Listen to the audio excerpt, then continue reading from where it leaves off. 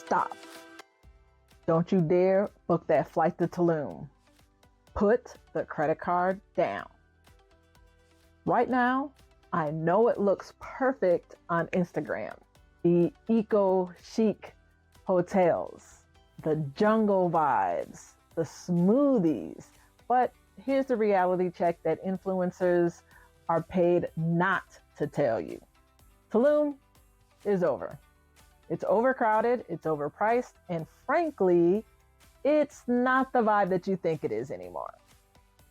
You want the turquoise waters, the white sand, and the amazing food, right? You don't need to drain your life savings to get there. I found 5 incredible beach towns in Mexico and beyond that are what Tulum used to be about 10 years ago.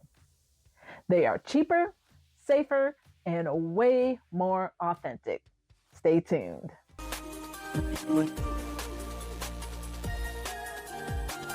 Welcome back to Vivid Travels. Today, I'm saving your wallet and your vacation.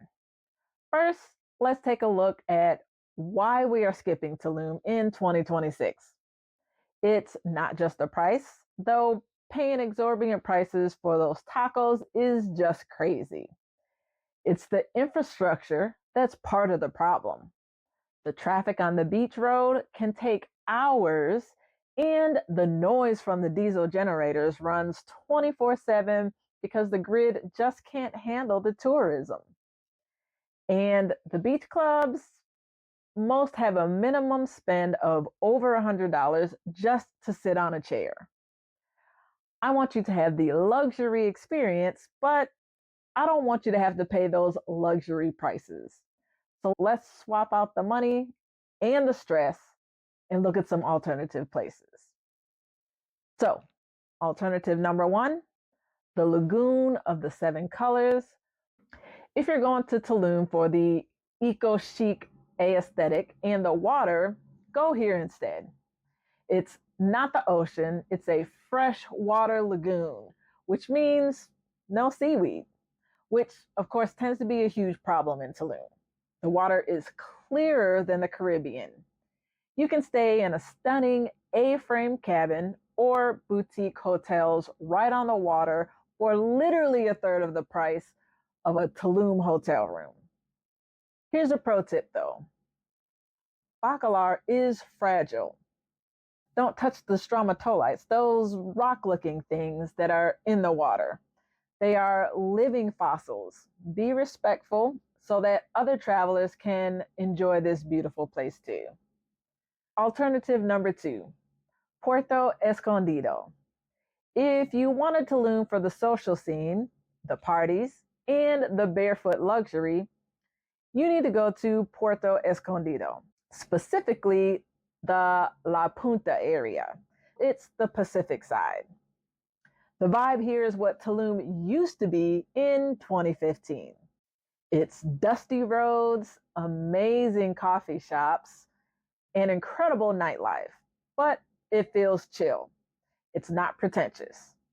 You can walk everywhere barefoot. Plus, the food is arguably the best in Mexico. Just know that the ocean is a little rough, and it is a surf town. If you want calm swimming, you head to Playa Carrizalillo nearby. But for the vibes, it's unbeatable. Alternative number 3, Isla Holbox, otherwise known as Old Tulum. This is north of Cancun and is strictly island time. There are no cars, only golf carts and bikes. The streets are made of sand. This is for the traveler who just wants to disconnect. The water is shallow and warm. The sunsets are legendary, and you can walk on sand for miles. The mosquitoes here are no joke. And when it rains, the sand streets get extremely muddy. But honestly, it's part of the charm. It feels wild and remote in a way Tulum hasn't actually felt in years. Now, if you're willing to leave Mexico, I have two more dupes that will blow your mind. Number 4 is Santa Marta and Tayrona National Park in Colombia. You get that jungle meets beach aesthetic, but it's raw nature. You can sleep on a hammock on top of a rock overlooking the Caribbean.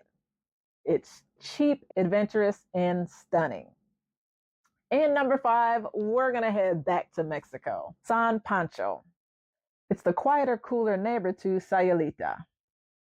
It has a strong community feel, great eco projects, and massive sunsets.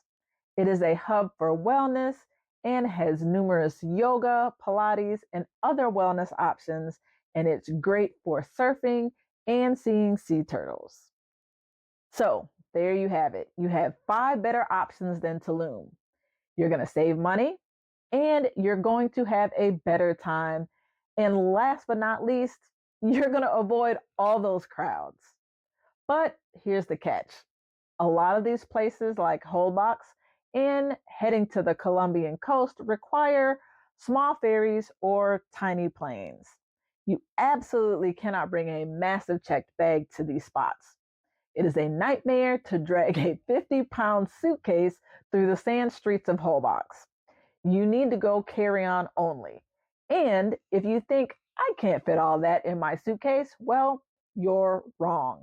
I have a specific packing method that fits 2 weeks of clothing in a tiny bag. Click right here to see that. And for my other baggage videos, click right here. Until next time, safe travels.